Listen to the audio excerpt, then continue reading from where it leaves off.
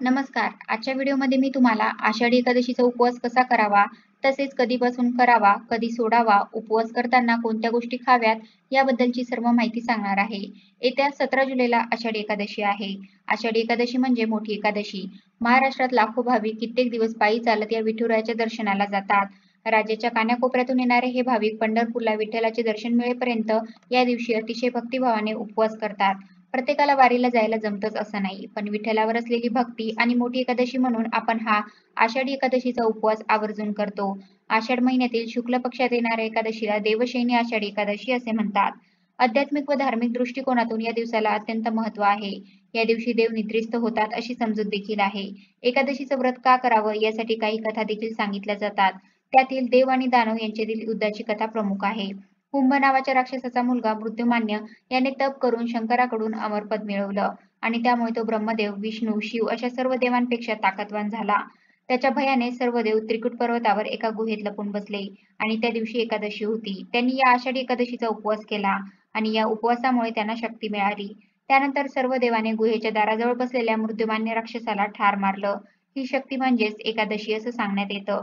म्हणून एकादशी व्रतामागे अनेक कथा असल्या तरी त्यामागचा उद्देश हा की सर्वांचं कल्याण असाच आहे. एकादशीचे व्रत न करणाऱ्यांची अधोगती होते, अशी भावना वारकरी संप्रदायात आहे. हिंदू धर्मात एकादशीच्या उपवासाचा मुख्य उद्देश मनावर आणि शारीरिक इंद्रियावर नियंत्रण मिळवणे आहे आणि नियंत्रणाद्वारे त्याला आध्यात्मिक प्रगतीकडे वळवणे असा आहे. या व्यतिरिक्त व्रत संबंधित अनेक आरोग्यदायी फायदे देखील आहेत. एकादशीच्या दिवशी सूर्योदयापासून दुसऱ्या दिवशी सूर्योदयापर्यंत हा वर्ज्य कालावधी मानला जातो. आपल्याला एकादशीचा उपवास हा 17 जुलैला करायचा आहे.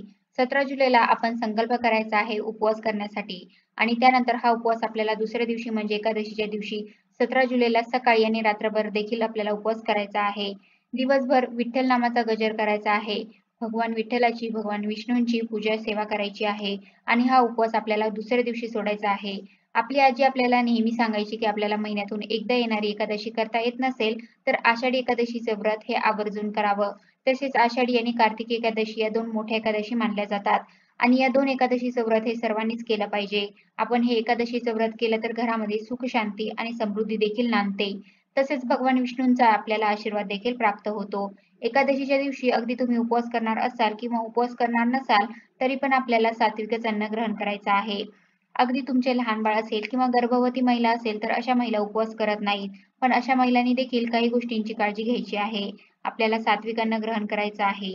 एकादशीला अशुद्ध द्रव्ययुक्त पेय पदार्थांचे सेवन करणे टाळावे, जसे की कोल्ड ड्रिंक्स आणि ज्यूस, आईस्क्रीम अशा पदार्थांचे सेवन आपण करायचं नाही. तसेच एकादशीच्या दिवशी आपण चुकूनही भाताचे सेवन करू नये. अगदी एकादशीच्या अगोदरच्या दिवशी देखील रात्री आपल्याला भात खायचा नाही आणि एकादशीच्या दिवशी अगदी तुम्हाला उपवास असला आणि तुमच्या मुलांना उपवास नसला तरी मुलांना देखील आपण भात द्यायचा नाही. तर यामागे देखील एक कारण आहे. पौराणिक कथेनुसार महर्षी मेधा यांनी मातृशक्तीच्या रागापासून वाचवण्यासाठी शरीराचा त्याग केला. त्यानंतर त्यांच्या शरीराचा एक भाग पृथ्वीगर्भात पडला. असे मानले जाते की ज्या दिवशी महर्षीचे शरीर पृथ्वीत लीन झाले होते त्या दिवशी एकादशी होती. तसेच महर्षी मेधाने पृथ्वीवर तांदूळ रूपात जन्म घेतला होता. तेव्हापासून तांदूळ हा त्यांचा जीव आहे असे मानले जाते. म्हणून एकादशीला तांदूळ खात नाही. एकादशीला भात खाणे हे महर्षी मेधाचे मांस आणि रक्तसेवन केल्यासारखे आहे असे मानले जाते. त्यामुळे आपल्याला एकादशीच्या दिवशी भात खायचा नाही. आपण जर एकादशीचा उपवास करत असाल तर या दिवशी आपण कुणासोबतही खोटे बोलू नये. तसेच घरामध्ये देखील आपण या दिवशी सकारात्मकच बोलायचं आहे. भरपूर वेळा आपल्यासोबत असे काही व्यक्ती असतात की आपल्याला माहीत आहे की त्या व्यक्तीला दुसऱ्यांबद्दल कधी चांगलं वाटत नाही किंवा ती दुसऱ्याला सारखी नावे ठेवत असते किंवा तिच्या मनामध्ये नेहमी वाईट भावना असते. तर अशा व्यक्तीच्या संपर्कात देखील आपण एकादशीच्या दिवशी राहायचं नाही. आपण जर त्या व्यक्तीच्या संपर्कात राहिलं तर आपण देखील पापाचे भागीदार होत असतो. त्यामुळे या गोष्टीची काळजी घ्यायची आहे. तसेच एकादशीच्या दिवशी घरामध्ये चुकूनही भांडण, तंटे, वादविवाद करू नका. कारण की वास्तू नेहमी तथास्तु म्हणत असते. मग तुम्ही चांगलं बोललं तरी पण वास्तू तथास्तु म्हणेल आणि तुम्ही जर वाईट बोललात तरी पण वास्तू तथास्तु म्हणेल. त्यामुळे जर आपण नकारात्मक बोललो तर आपल्या बाबत देखील नकारात्मक होत असते. त्यामुळे या गोष्टीची काळजी आपण घ्यायची आहे. एकादशीच्या दिवशी शक्यतो तरी आपल्याला जर मंदिरामध्ये जाणे शक्य असेल तर आवर्जून तुम्ही विठ्ठलाच्या मंदिरात जा, भगवान श्रीकृष्णाच्या मंदिरात जा किंवा भगवान विष्णूच्या मंदिरात जा. तुम्ही कोणत्याही मंदिरात गेले तरी पण पांडुरंगाचे दर्शन हे तुम्हाला होईल. पण या दिवशी आपण जर मंदिरामध्ये गेलो तर आपल्यामध्ये देखील एक सकारात्मक ऊर्जा तयार होत असते. आपले मन देखील शांत होत असते आणि आपल्याला भगवान विष्णूंचा आशीर्वाद देखील मिळत असतो. एकादशीच्या दिवशी दानधर्म करणे याला देखील खूप महत्त्व आहे.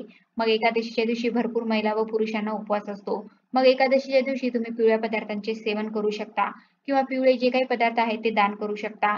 पिवळा रंग हा भगवान विष्णूंना अत्यंत प्रिय आहे. पिवळी फळे किंवा पिवळी फुले ही भगवान विष्णूंना आवडतात. त्यामुळे तुम्ही पिवळ्या फळांचे दान करावे. मग त्यामध्ये तुम्ही केळी दान केली तरी पण चालेल. आपल्याला थोड्या वेळ ती मंदिरामध्ये ठेवायची आहे. मंदिरामध्ये 15 मिनिटे केळी ठेवल्यानंतर आपण ती केळी बाहेर गरीब गरजू व्यक्तींना दान करायची आहे. कारण की अन्नदानासारखं कोणतेही पुण्य नाही आणि एकादशीच्या दिवशी जर आपण अन्नदान केले तर आपल्याला त्याचे कित्येक पटीने पुण्यफळ प्राप्त होत असते.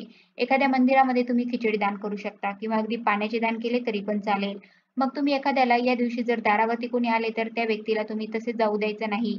तुम्ही त्या व्यक्तीला ग्लास भरून पाणी दिला किंवा त्याला अन्नदान केले तरी पण त्याचे पुण्यफळ तुम्हाला कित्येक पटीने मिळते. पण उपवासाच्या दिवशी आपल्याकडून कोणत्याही चुका होता कामा नये याची काळजी घ्यायची आहे. चुकूनही कोणत्याही जीवावरती आपण हात उचलायचा नाही. मग दारावरती अगदी गाय, कुत्रा, मांजर असे प्राणी आले तरी त्यांना देखील हाकलून लावायचे नाही. तुम्ही त्यांना काहीतरी खायला द्यायचे. अशा प्रकारे आजच्या व्हिडिओमध्ये मी तुम्हाला आषाढी एकादशीचा उपवास कसा करावा, तसेच कधीपासून करावा, कधी सोडावा, उपवास करताना कोणत्या गोष्टी खाव्यात याबद्दलची सर्व माहिती सांगितली आहे. धन्यवाद.